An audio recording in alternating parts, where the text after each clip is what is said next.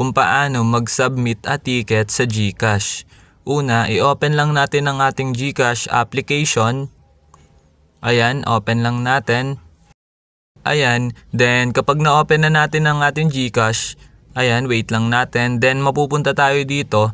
Then pansinin nyo naman sa baba yung nakasulat na Help Center, which is eto. Ayan, makikita nyo siya sa parting baba. Eto. Then kapag nakita nyo na, i-click nyo lang. Then ayan, kapag na-click nyo na, mapupunta na tayo dito sa Help Center. Then kapag nandito na tayo sa Help Center, ayan, mapapansin nyo tong search bar. Ayan. Ito ang gagawin kong paraan para makita natin si Gigi kasi hindi natin makita dito. Then ayan, kapag kinlik nyo yung search bar, then pumili lang kayo dito. Halimbawa, itong I can't log in or access my account.